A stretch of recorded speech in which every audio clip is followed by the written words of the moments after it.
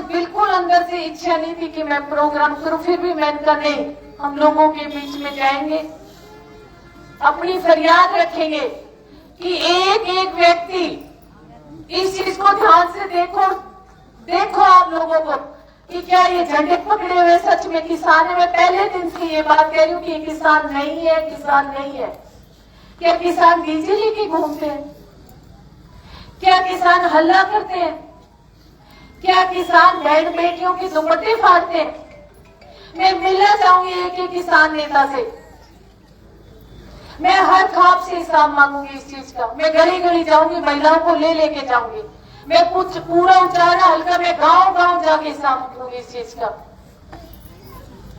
अरे फिरते हुए आज हमें महीना हो गया, ऐसी गंदगी तो मैंने कहीं नहीं देखी जो मैंने आज यहाँ गांव में देखी। मैं अंदर से मतलब मैं बता नहीं पा रही कि मुझे इस चीज की कितनी पीड़ा है कि मैं कह के थकी कि हम महिलाओं की सुरक्षा करेंगे, हम महिलाओं के साथ हैं, हम महिलाओं को सशक्त बनाने का काम करेंगे, हम महिलाओं को पंचायतों में भागीदारी देकर हमने महिलाओं को पुरुषों के बराबर हक दे दिया। पर आज जो मेरे साथ हुआ है, मेरी गाड़ी का शीशा तोड़ा गया, मेरे पर ईंट फेंकी गई मेरी बहनों के कपड़े पर, उसके बाद मुझे लगता है कि हम 21वीं सदी में प्रवेश नहीं कर रहे। आज भी हमारी बहन बेटियां उसी 14वीं सदी की है जहां बहन बेटियों के साथ क्या होता था। मैं कहती हूँ महाभारत आज तो सरेआम जैसे द्रौपदी का चीर हरण हुआ है। मैं तो हाथ जोड़ के आप लोगों से कह रही हूँ कि जागरूक हो जाओ, माता शक्ति जागरूक हो जाओ, अपने हकों की लड़ाई लड़ो। कोई अपना साथ देने वाला नहीं है, कोई भी। हमें अपने अधिकारों की लड़ाई खुद लड़नी होगी। क्या मैं इतने पुरुष यहाँ खड़े, मैं आपसे एक बात पूछ सकती हूँ, क्या आप मुझे इंसाफ दोगे? दोगे क्या दोबारा ऐसे हमारे साथ गलियों में ये होएगा? वोट दो ना दो, देखो वोट हर गांव में जाते हैं, चौपाल के अंदर वोट मांगने के लिए जाते हैं। आप वोट ना दो, ये आपका मौलिक अधिकार है किसी को, पर बेआबरू करना ये आपका अधिकार नहीं है कहीं भी। बहन जी, ये किसान का डंडा का नीचे कांग्रेस के वारा तत्व थे, जो भी है डंडा का उस पर जो भी है, मैं कहती हूँ इस चीज को हमें बहुत सख्ताई से लेना पड़ेगा। क्या इलेक्शन में घूमने वाला आदमी घूमेगा नहीं? वोट देना आपका काम है। जिन गांव में हम गए वहां हमारे वोटर्स भी हैं, और मैं सुबह से इस चीज को टालती आ रही थी। वो गैंग 15 जने लड़कों का, शराब पी हुई, डीजे लिया हुआ, काले झंडे, किसानों के झंडे कहते हैं, किसानों ने हमें बेचे, हमारे नेताओं ने। फिर भी मैं बार बार कहता नहीं, इनको भी अधिकार है, ये लोकतंत्र है, ये भी अपनी फरियाद लगा सकते हैं, इनको नारे लगाने तो इनका अधिकार है। हमें अपना प्रोग्राम करो, हमें अधिकार है, पर आप दरवाजे तोड़ तोड़ के जहां प्रोग्राम कर रहे हो महिलाओं को, ये तो बिल्कुल बर्दाश्त नहीं होगा, बिल्कुल भी। मैं तो आप लोगों से एक आग्रह करूंगी कि हमें इस चीज को थोड़ा ध्यान देना होगा।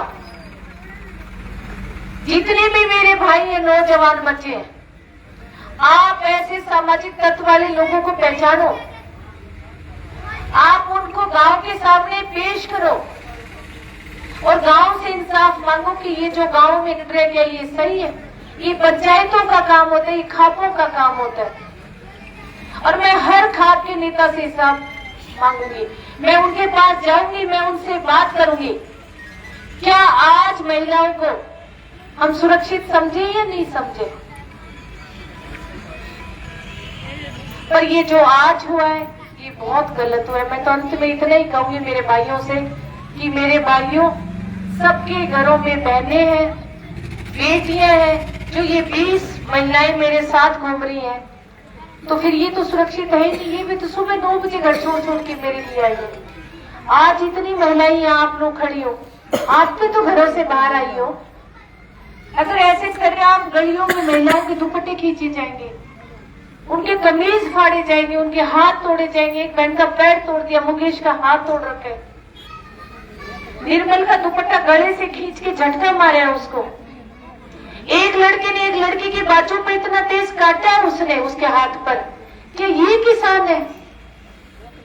नहीं, मैं महिलाओं से पूछूंगी कि मैं भी तुम्हारी बहन हूं।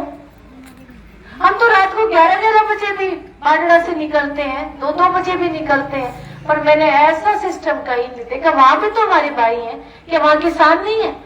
क्या वहां किसान खेती नहीं करते? 2-2 बजे घर जाते हैं, अपने आप को इतना सेफ समझते हैं कि हमारी भाइयों की छाया में हम लोग घूम रहे हैं। हमारे बड़े बुजुर्ग, एक आदमी अगर गेड़ का लेके बैठ जाते हैं तो रात को जब 12 बजे तक घूमो, उस गली में हमें सुरक्षा महसूस होती है कि वहां मेरा चाचा था, वो बैठा है, मुझे कोई उंगली नहीं उठा सकता मेरे ऊपर। पर ऐसा तो जाना वालों मैंने तो कभी नहीं देखा। आज मुझे अंदर से खुद के लिए भी बहुत पीड़ा है और महिलाओं के लिए बहुत पीड़ा है। मैं तो ये जो बात है वो आपके चरणों में डाल के जा रही हूँ, मेरे बड़े बुजुर्गों के चरणों में डाल के जा रही हूँ कि क्या हम महिलाओं को ऐसे रखेंगे हमारे समाज में? मैं फिर एक बार कहूंगी कि मैं दाड़म खाप के आगे मेरी बात रख के जा रही हूँ कि ये दाड़म खाप क्या मुझे इंसाफ दिलाने का काम करेगी समाज में। जीवन जीना आसान नहीं होता और बिना संघर्ष के कोई महान नहीं होता, और जब तक नहीं पड़ती चोट हथौड़ी की पत्थर भी बलवान नहीं होता। नाना जी आगे बढ़ो, हम आपके साथ हैं। नाना जी आगे बढ़ो, हम तुम्हारे साथ हैं। नाना जी आगे बढ़ो, हम तुम्हारे साथ हैं। नाना जी आगे बढ़ो, हम तुम्हारे साथ हैं। जिंदाबाद जिंदाबाद जिंदाबाद जिंदाबाद जिंदाबाद जिंदाबाद। आगे बढ़ो, हम तुम्हारे साथ हैं। आगे बढ़ो, हम तुम्हारे साथ हैं। मैं तो ये गुमान करके बैठी थी कि मैं हिसार की बेटी हूँ। मैंने 2 इलेक्शन लड़ लिए, मैंने कभी ये शब्द यूज ही नहीं किया कि मैं बेटी हूँ, कि मैं बहू हूँ। मैं एक उम्मीदवार के तौर पे दोनों जगह गई हूँ कि मैं आपकी उम्मीदवार हूँ, पर पहली बार मैंने ये बेटी शब्द यूज किया क्योंकि मैं हिसार की बेटी हूँ, मैं आदमपुर की बेटी हूँ। अगर पूरे जिले की भी बेटी कहता हूँ तो बहू भी तो बेटी है। ये फर्क है आप लोगों के मन में कहीं नहीं।